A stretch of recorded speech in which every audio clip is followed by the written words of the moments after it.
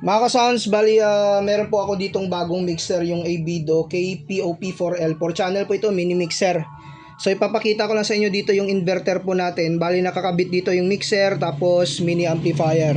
At saka yung mini amplifier, nakakabit po dyan yung lumang Bluetooth speaker po dyan. So sira na yung kanyang amplifier po dito.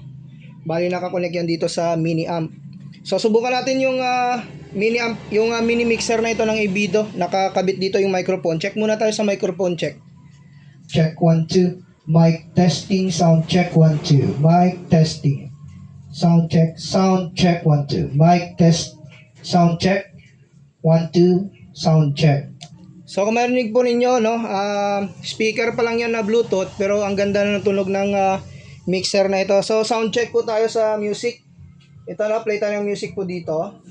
Hanap tayo ng music. So wala tayo, wait lang hanap tayo ng isang music. Ayan, play tayo and then volume tayo sa mixer.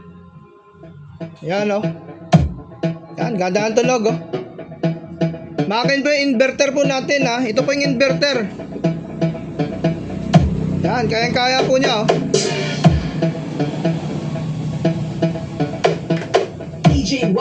So kung meron kayong inverter, pwede nyo po itong dalhin kahit saan. Halimbawa, maligo kayo sa dagat, dalhin po niyo ito at saka mag-video okay kayo, Gamit lang kayo ng data ng cellphone po niyo sa YouTube, yan.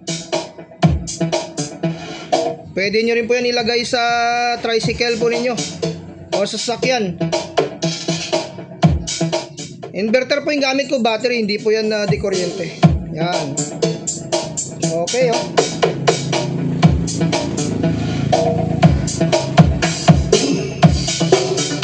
lakas,